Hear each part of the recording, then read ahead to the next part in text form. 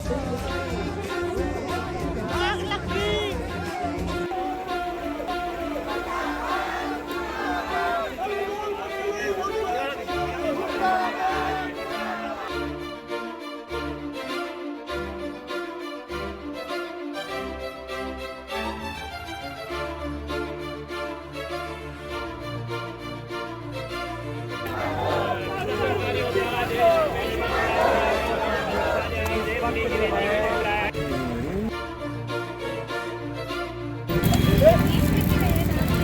यहाँ पर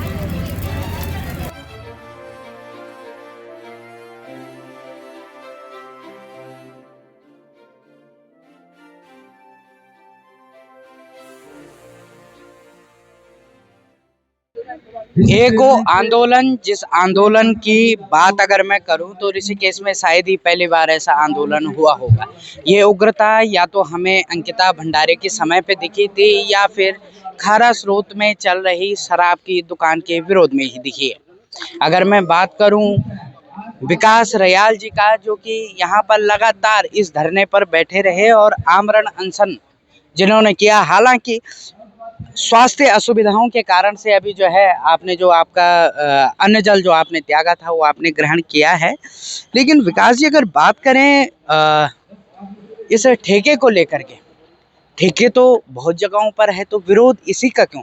हमारे नरेंद्र नगर में ठेका है, शिवपुरी में ठेका है, यहाँ से देखें तो रानी पोखरी राय वाला, लगातार मतलब ऋषिकेश जो है चारों तरफ ठेकों से ही घिरा हुआ है। अगर मैं कहूँ तो एक खारा स्रोत के ठेके का ही विरोध क्यों? देखिए, सबसे पहले तो ये जो ठेका है, ये ठेका जो है हमारा, ये देवभूमि के द्वार पे है।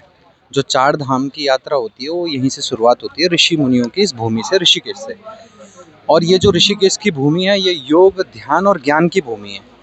और इस योग ज्ञान और जो ध्यान की भूमि है, इसको लगातार, इसकी जो संस्कृति रही है ऋषिकेश की, यहाँ हर व्यक्ति किस लिए आता है?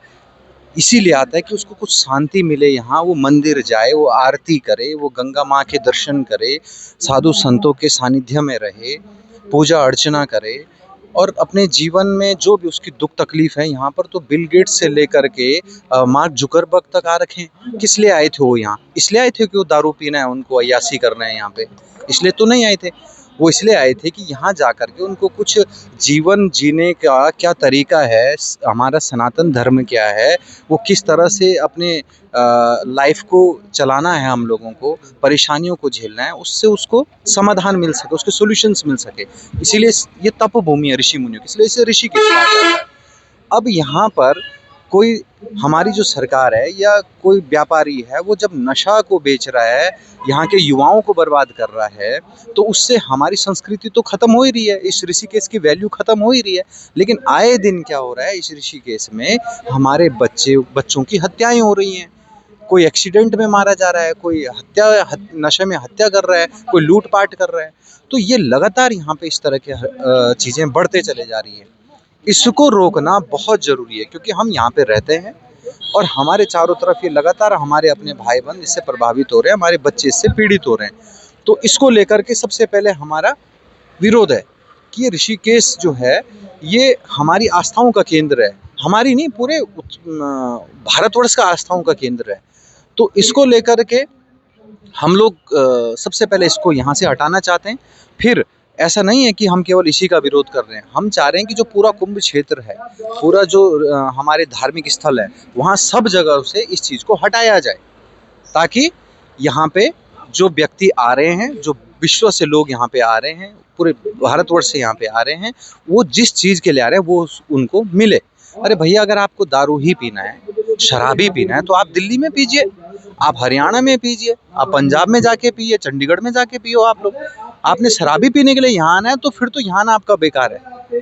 तो ये जो है, इस चीज़ को हम लोगों को सोचना पड़ेगा और उसके लिए हर घर से व्यक्ति को आगे आना पड़ेगा। रयाल जी, आपने कहा कि देवभूमि है ऋषिकेश, 4 धाम यात्राओं का केंद्र है, यहाँ पर कई समस्याएं देखी जाती हैं।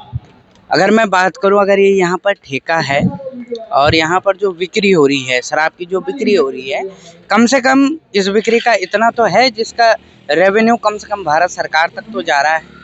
उत्तराखंड सरकार तक जा रहा है। लेकिन यहाँ पर ऋषिकेश जैसे क्षेत्रों में शायद आपसे तो बात नहीं छुपी होगी, यहाँ पर अवैध शराब भी बहुत ज्यादा बिकती है, जानते हैं इस बारे में? जी बिल्कुल जानते हैं, और हमारे साथी तो उसको लगातार पकड़ते भी रहते हैं। जी। ठीक है, तो ये अवैध शराब जो बिक्री है, इससे सिस्टम क्या कर रहा है, जो बड़े बड़े नेता हैं वो अपने चुनाव का खर्चा निकालने के लिए, चुनाव लड़ने के लिए, अपने अवैध काम करने के लिए, मतलब इस चीज़ के लिए ये लोग अवैध शराब का भी काम कर रहे हैं। इनका हफ्ता बंधा हुआ रहता है, इनका पैसा ऊपर तक पहुंचता है।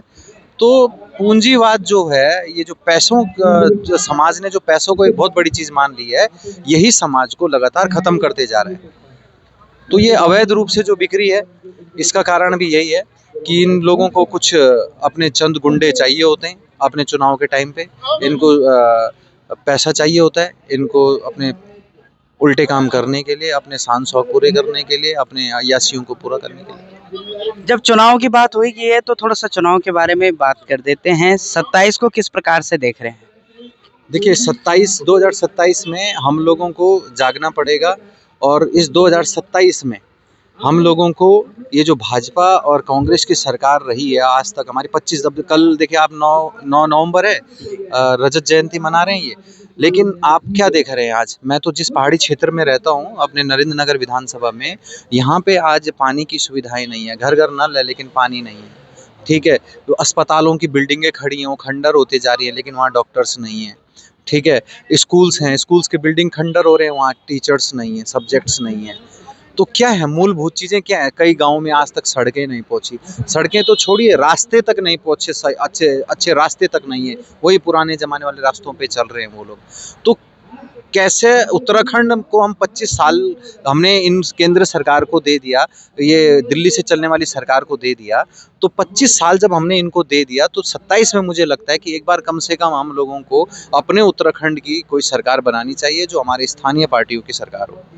स्थानीय पार्टियों की सरकार की बात आपने कही, मार्केट में ये भी बात उठ रही है कि आप भी 2027 की तैयारी कर रहे हैं। देखिए, अगर जनता चाहेगी तो हम ज़रूर तैयारी करेंगे, और कर भी रहे हैं हम तैयारी। देखिए, क्यों ना करें हम तैयारी? क्या हम इनके आगे पीछे घूमें जिनके पास कोई विज़न नहीं है, जो समाज के लिए जिन्होंने आज तक कुछ किया भी नहीं है, जो केवल दारू और मुर्गे में अपने वोट खरीदते हैं? क्या इनके पीछे हम झंडा डंडा लेके इनका घूमें? अगर होगा कोई विजनरी व्यक्ति और स्थानीय पार्टी को बिलोंग करेगा और हमसे बेहतर होगा, तो हम जरूर उसका साथ भी दे देंगे। ये हमारी महत्वाकांक्षा नहीं। मैं तो एक शिक्षक हूँ, मैं शिक्षा के क्षेत्र में पूरे उत्तराखंड का नाम रोशन करूंगा, मैं वो काम करूंगा ना। लेकिन अगर ऐसे तो नहीं चलेगा कि मैं किसी ऐसे व्यक्ति को वोट दूं जो हमेशा से केंद्र सरकार की लिए जिसने काम किया हो, और अपने उसने कभी भी 5 साल गायब रहा हो और कभी जनता के बीच में उनके मुद्दों को ना उठाया हो। तो ऐसे के लिए तो हम काम कभी नहीं करेंगे। लेकिन अगर कोई ऐसा व्यक्ति जरूर आएगा विजनरी, तो उसके साथ खड़े हो जाएंगे। कोई जरूर नहीं कि मुझे चुनाव लड़ना है, लेकिन अगर नहीं मिलेगा तो जरूर उठेंगे, लड़ेंगे, टक्कर जरूर देंगे। ठीक है, बात करें अगर इस धरने के बारे में अभी, तो ये कब तक चलने वाला है? देखिए, ये समाज के ऊपर भी डिपेंड करता है। आपके चैनल के माध्यम से मैं लोगों तक ये बात जरूर पहुंचाऊंगा। ये मेरी व्यक्तिगत लड़ाई नहीं है। व्यक्तिगत मेरी, हर किसी की ये व्यक्तिगत लड़ाई भी है, और मेरी ये व्यक्तिगत भी है। मेरी भी इसलिए क्योंकि मेरे भी बच्चे हैं, मैं भी उनकी पीढ़ी के लिए सोच रहा हूँ। और हर किसी को भी ये व्यक्तिगत सोचना चाहिए कि उसके भी बच्चे हैं, उसकी भी पीढ़ी है, तो उसको भी आने वाले समय में कि उसके बच्चे नशे से पीड़ित ना हो। ठीक है, और इस तरह से ये जो प्रदेश की आज तक आस्था बनी रही है, इतना लोग यहाँ पे दरवाजे खोल के अपना घास के लिए चल जाते थे, काम करने चल जाते थे, इस तरह का यहाँ पे माहौल था, इतना विश्वास होता था एक दूसरे के ऊपर, इतना भाईचारा था यहाँ पे, और मेहनती लोग थे। तो वो सारा खत्म होते जा रहा है, क्योंकि यहाँ पे पूंजीवाद लोग यहाँ पे घुस के यहाँ की संस्कृति को खत्म कर रहे हैं। संस्कृति को खत्म कर रहे हैं, जिस प्रकार से आपने कहा, पूंजीपति लोग जो है यहाँ पर घुस रहे हैं, लेकिन कहीं ना कहीं आम जनमानस की भी तो गलती है। बिल्कुल है भाई साहब, इसमें हम देखिए, इंसान के साथ जो कुछ भी होता है उसका जिम्मेदार वो कई हद तक खुद भी होता है। तो ये हमारी भी जरूर कमियां हैं कि हम आज अपने पहाड़ों को बेच रहे हैं चंद पैसे कमाने के लिए। अरे भैया, खाना तो शाम को रोटी और सब्जी ही है। कितनी महंगी रोटी और कितनी महंगी सब्जी खाओगे आप? ठीक है, अपने बच्चों को अच्छी शिक्षा देनी है आपको, उतना ही कमाइए, उतना आप जरूर कमा सकते हैं। आज तक भी तो हमारा इतना रिच कल्चर रहा है। आज वो हम बड़े बड़े स्कूलों में तो भेज रहे हैं बच्चों को, लेकिन उनके भीतर मैनर्स ही नहीं है। ठीक है, और कहाँ है वो आज वो बच्चे? वही तो नशा कर रहे हैं, वो इतने बड़े बड़े स्कूल में जो बच्चे पढ़ रहे हैं। तो वो नहीं रही है। अगर हम आज किसी साधु संत, जो हमारा कल्चर था यहाँ का, जिसको मैं कह ही रहा हूँ कि साधु संतों का उत्तराखंड है, ये देवभूमि है, अगर आज हम अपने बच्चों को उनके सानिध्य में 1 घंटा 2 घंटा प्रवचन सुनने भेजते या खुद उनको सिखाते ये चीज़, तो उनके भीतर कभी ये व्यसन नहीं आते कि वो शराब पिए और अपने बड़ों का कहना ना माने, अपने खेत बंजर छोड़ दें, अपनी संस्कृति को भूल जाए। हम वो चीज़ दे ही नहीं रहे उनको। तो ये हमारी गलती है, जो आप कह रहे हो हमारी भी गलती है। तो जैसे मेरा स्कूल है, तो मैं तो अपने स्कूल में बच्चों को सिखाता हूँ। मैं तो उनको बड़े बुजुर्गों का सम्मान करना, उनसे कनेक्शन कैसे, रिलेशनशिप बिल्ड कैसे रहे, वो प्रोजेक्ट्स देता हूँ। वो लीडरशिप क्वालिटी कैसे उनके अंदर बिल्ड हो, वो प्रोजेक्ट्स देता हूँ। नेचर से वो कैसे जुड़े रहे, वो उनको काम देता हूँ।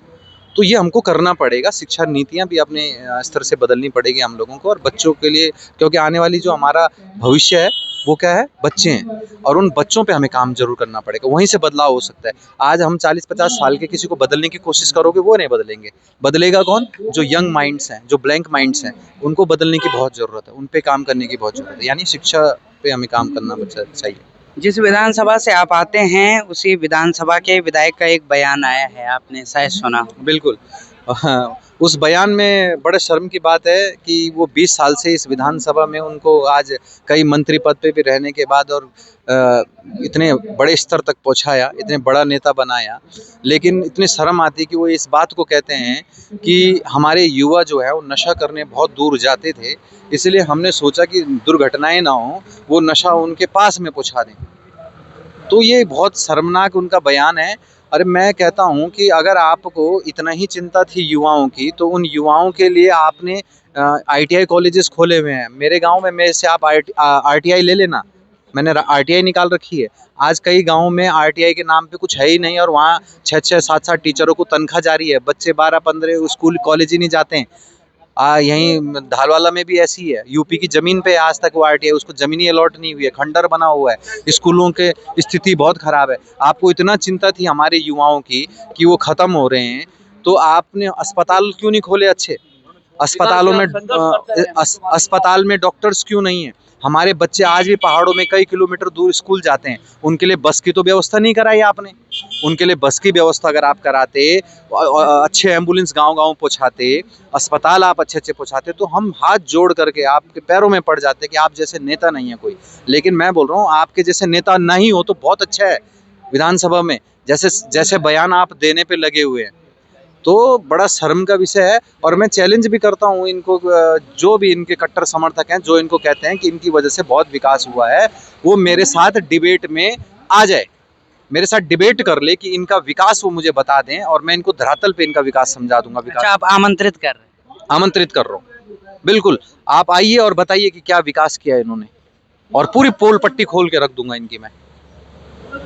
पिछले 10-15 सालों से इनकी RTI के माध्यम से बहुत जानकारी ले ली है, और खुद से भी अभी कई खोलूंगा इनकी अभी पोल। इसी ठेके में, मैं आपको बता दूं, इसी ठेके में कितना इलीगल चल रहा था। ये 214 वर्ग मीटर पे ये काम कर रहा था ये रणावत, और वो जमीन भी अभी पूरे फॉरेस्ट की है। मैं आपको डॉक्यूमेंट्स भी दिखा दूंगा, जो हमारे पास डॉक्यूमेंट हैं उसके अकॉर्डिंग ये रिजर्व फॉरेस्ट में है। वन मंत्री हैं ये, कई वनों पे और नदी नालों पे इन्होंने कब्जे करवा दिए बड़े बड़े उनके। अच्छा, जिनकी बात आप कर रहे हैं रनावत, हो तो कह रहे हैं पूरा षड्यंत्र है। उन्होंने किसी नेता है, मैं कहूँ नेता ही हैं, उनका नाम लिया है, बोलो वो सब उनकी मिली भगत है, और इस कारण से जो है उनके इलेक्शन में मेरे द्वारा यहाँ से शराब पहुँचाई गई। तो मुझे तो नहीं पहुँचाई गई ना भाई, मैं तो पहले दिन से यहाँ बैठा हूँ। वो अगर कोई और तुम्हारे खिलाफ षड्यंत्र कर रहा है तो उसमें मुझे नहीं पता, लेकिन विकास चंद्र रयाल आपके लिए षड्यंत्र नहीं कर रहा है। विकास चंद्र रयाल रणावत के बच्चों की भी लड़ाई लड़ रहा है, विकास चंद्र रयाल रणावत के परिवार की भी लड़ाई लड़ रहा है।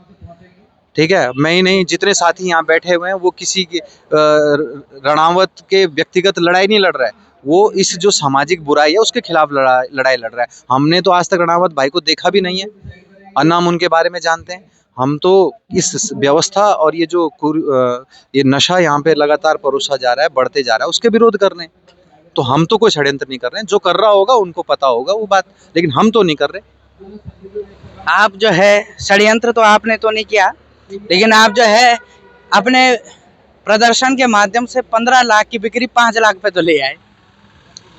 देखिए, ये जो होते हैं ना, मैं तो कल वीडियो देख रहा था इसको, ये कुछ लोग होते हैं जो धरने को, प्रदर्शन को, या आपके किसी काम में व्यवधान डालते हैं। उतनी जब यज्ञ करते थे ऋषि मुनि, तो उसमें राक्षस आकर के उनके यज्ञ को भंग करने की कोशिश करते थे। तो ये कुछ लोग होते हैं जो इस तरह का काम करते हैं। ये करोड़ों करोड़ों की बात कर ले, लाखों की बात कर ले, हम वो युवाओं में से नहीं है जो इनके उस चीज में आ जाए। अच्छा, आपसे जब मैं बात कर रहा हूँ, मैंने तो इंद्रमणि बडोनी जी को नहीं देखा था, लेकिन जितना उनके बारे में पढ़ा है, आपके वेशभूषा में कहूँ या आपका बोलने का तरीका या आपका व्यक्तित्व तो उनसे थोड़ा सा जो है बहुत लगा हुआ लग रहा है। तो आप क्या बहुत फॉलो करते हैं इंद्रमणि बडोनी जी? देखिए, मैं इंद्रमणि बडोनी जी का बहुत सम्मान करता हूँ जो उन्होंने उत्तराखंड के लिए किया। ऐसे बहुत से हमारे क्रांतिकारी लोग रहे हैं, उसी भूमि से हम जन्मे। मुझे गर्व है कि मैं उनकी भूमि से हूँ और उन्होंने इस भूमि के लिए जो कुछ किया और हम उसका छोटा सा अंश भी कुछ कर पाएँ। लेकिन उनकी तुलना हमसे और हमारी उनसे करना बहुत ही एक मैं बोलूँगा नासमझ और एक बेवकूफ़ी होगी। वो तो हमारे लिए आराध्य जैसे हैं और वो एक बहुत महान व्यक्ति थे और हमारा प्रयास है कि हम भी अपने कुछ वर्ष, देखिए मैं भी अपना जीवन के मैंने कुछ अपना जीवन में आदमी होता है ना कुछ टारगेट सेट करता है कि इतने वर्षों तक मुझे ये करना है या अगले साल मुझे ये अचीवमेंट करना है। तो मेरे भी कुछ टारगेट्स हैं कि मैं कुछ वर्ष अपने 10 से 12 साल समाज के लिए देना चाहता हूँ। उसके बाद मैं भी संन्यास जीवन जीना चाहता हूँ। अच्छा, आप पूरे मतलब ये है कि हिंदू रीति रिवाज से जो होता है कि पहले ब्रह्मचर्य, फिर गृहस्थ आश्रम, फिर वानप्रस्थ, फिर उसके बाद सन्यास, इस तरीके से प्लान कर रहे हैं? नहीं, ऐसा कुछ नहीं है। देखिए, मैंने ये सारी चीज़ें तो नहीं पढ़ी हैं कि मैं इन सारी चीज़ों के बारे में इतना कुछ जानता भी नहीं हूँ। पर जो आप बता रहे हैं, जो स्टेजेस इन लाइफ के हमारे हिंदू ग्रंथ के अनुसार कि ये वानप्रस्थ आश्रम वगैरह, ऐसा कुछ नहीं है। लेकिन मैं थोड़ा-सा मेरे जीवन में कुछ ऐसी घटनाएँ हुई हैं, जिसमें मैं मौत के मुँह से बाहर आया हूँ और उसमें मैंने ध्यान का बहुत सहारा लिया। स्पिरिचुअलिटी में मैं पूजा पाठ वगैरह इतना नहीं करता हूँ लेकिन ध्यान करता हूँ। वो ध्यान को लेकर के और जो शांति को लेकर के मैंने अपने जीवन में परिवर्तन पाया, उसी को लेकर के मैं बोल रहा हूँ कि अभी जो ये सामाजिक कार्य है इसमें आपको बहुत मेंटली स्ट्रेस झेलना पड़ता है। तो वो कुछ वर्ष ज़रूर देना है क्योंकि जिस समाज ने मुझे इतना कुछ दिया, जिस समाज से मैंने अपना घर चलाया, अपना पालन पोषण किया, अपने परिवार का किया, मेरा फ़र्ज़ बनता है कि मैं भी कुछ वर्ष उस समाज को दूँ। तो इसलिए मैं वो दे रहा हूँ, अभी कुछ वर्ष उस समाज को दे रहा हूँ। लेकिन उसके बाद मैं कुछ जीवन के जो सच्चाइयाँ हैं, जीवन की कुछ खोज हैं, कुछ सवाल हैं मेरे अपने जीवन को लेकर के, समाज और आप जानते हैं जो भी हो सकता है, वो खोज करना चाहता हूँ। उसके लिए मैं एकांत रहना चाहता हूँ। तो वो मैं भविष्य में कुछ वर्षों बाद जब समाज को देने के बाद जब मुझे लगेगा कि ये सही समय है, तो ज़रूर उस अवस्था में फिलहाल के जाऊँगा। लिए तो पहले आप शराबबंदी जरूर करवा दीजिए। हाँ जी, फिलहाल अभी इसी में लगे हुए हैं और उसको हम पूरी मेहनत ज़रूर करेंगे और देखिए अपने अंतिम स्टेज तक लड़ाई लड़ेंगे। कल को लेकर के क्या रणनीति है? कल हमारी यहाँ से एक यात्रा निकलेगी। अभी मैं अभी नहीं बोलूँगा कि एग्जैक्ट क्या करने वाले हैं हम, लेकिन हाँ इतना ज़रूर है कि सरकार रजत जयंती मना रही है, स्थापना दिवस मना रही है।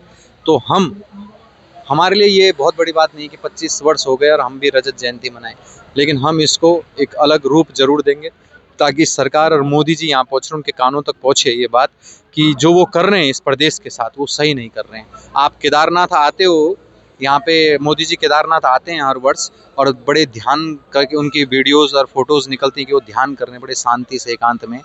मैं भी केदारनाथ गया था और आज जो केदारनाथ की स्थिति है, आप सड़क पे जाइए, कभी ट्रैक करिए 21 किलोमीटर का, 22 किलोमीटर का, आपको यहाँ पर तो इतनी शांति मिल रही है, आपको वहाँ पे उतनी शांति नहीं मिलेगी। तो वो स्थिति आप कर रहे हो इस बाजारीकरण हो चुका है। असल में बात यह है कि जितने भी हमारे, मैं तीर्थ कहूँ या फिर धाम कहूँ, उन सब का बाजारीकरण हो चुका है। बिल्कुल, आप कुछ चीज़ों को प्योर रहने दीजिए, जो जिस अवस्था में थी उस शुद्धता को बने रहने दीजिए। इतना विकास नहीं चाहिए कि उसमें हमारा सब कुछ विनाश हो जाए। अगर आपको इतने ही मॉल्स देखने हैं, मेट्रोज़ देखनी है, तो आप दिल्ली जा सकते हैं, इतना दूर थोड़ी नहीं है दिल्ली। लेकिन ये जो ऋषिकेश और उत्तराखंड की जो मूलभूत चीज़ें आप वो दे दीजिए बस। हम ये नहीं मांग रहे कि आप बाजारीकरण करिए, हमें मूलभूत चीज़ें दे दीजिए। हाँ, इंडस्ट्रीज़ लगा दीजिए आप किसी चीज़ की, ताकि बच्चों को रोज़गार यहाँ मिल जाए, पलायन ना करें लोग। तो ये चीज़ें उनको करनी चाहिए। देखिए, नीति बनाने वाले लोग ही ठीक नहीं हैं। अगर हम रहेंगे, हमारे लोग रहेंगे ना नीति में, तो मैं आपको हकीकत बता रहा हूँ, शिक्षा की दशा भी बदल देंगे और यहाँ का पलायन भी रोक देंगे हम। लेकिन इन्होंने पलायन आयोग बना रखा है, वो खुद ही पलायन कर गया वो पलायन आयोग। तो बहुत बुरी स्थिति। शिक्षा को लेकर के क्या है सच में, अगर मैं ये देखूं, मैं पहाड़ों में भी रिपोर्टिंग करता हूं, हर जगह मैं शहरों में भी रिपोर्टिंग कर रहा हूं, मैं देख रहा हूं शिक्षा का स्तर सच में हमारे पहाड़ में बहुत न्यूनतम से न्यूनतम हो चुका है।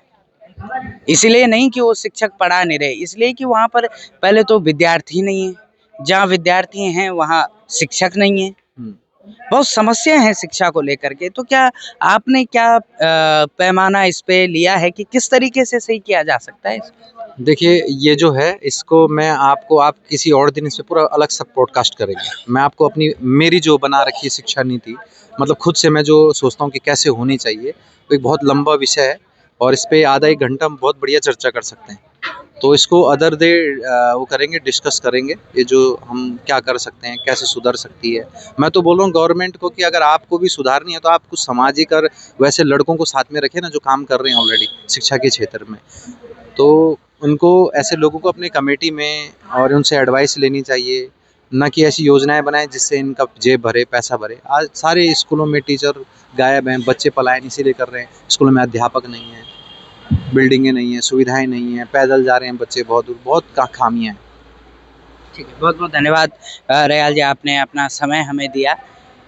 ये थे विकास चंद रयाल जी, जो कि आप जिस प्रकार से देख रहे हैं कि उत्तराखंड में ऋषिकेश में ये जो शराब के ठेके को लेकर के विरोध चल रहा है, उसकी अगुवाई पहले दिन से ही जो कर रहे हैं वो कर रहे हैं विकास चंद रयाल जी।